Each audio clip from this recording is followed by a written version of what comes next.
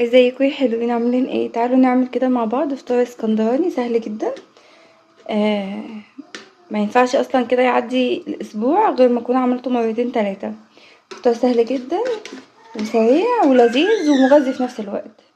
تعالوا نشوفوا هنعمل ايه. اول حاجة هننزل كده بمعلقة سمنة. طبعا الحلة كده احنا مسخنينها. تمام. هنعمل مكرونة بالشعرية، مكرونة اسفة شعرية باللبن. تمام. هننزل كده بكيس المكرونة،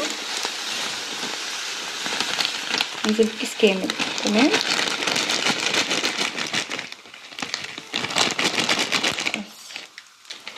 نبتدي بقى اللي احنا نقلب كل ده كده مع بعض لحد ما تاخد لون ذهبي.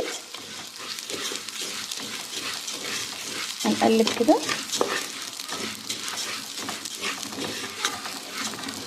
بعد ما تاخد لون هرجع لكم تاني. بقى اول ما تبتدي تاخد لون كده هننزل بالسكر يتكرمل معاها، بيدي تست حلو قوي كده للطعم. تمام.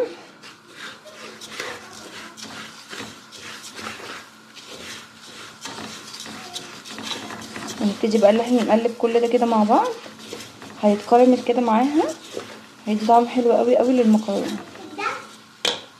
تمام كده خدت لون اهو معانا ما شاء الله، جميله جدا. نبتدي بقى اللي احنا ننزل عليها بالميه المغليه. طبعا انا غاليه الميه دي يعني انجازا للوقت. تمام. تمام. ونبتدي بقى اللي احنا نقلب كده مع بعض، نسيبها كده شويه حوالي 3 دقايق بس عقبال ما الميه دي كده تشرب المكرونه. تمام كده الميه اتشربت خالص اهو. هننزل بقى باللبن. بصوا مفلفله ازاي، لا معجنه ولا حاجه. يلا بسم الله ننزل كده بالحليب. تمام. ونديها بقى تقليبه كده.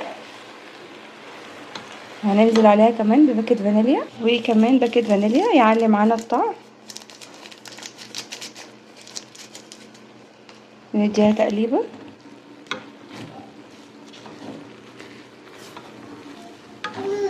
وبس كده بألف هنا وشفا. وادي اهو كده بألف هنا وشفا. اتمنى تجربوها وتقولوا لي رايكم، وما تنسوش تحطوا لايك على الفيديو لو عجبكم. ما تنسوش تعملوا اشتراك في القناه لو لسه ما اشتركتوش. بس كده بحبكم كلكم في الله. باي باي.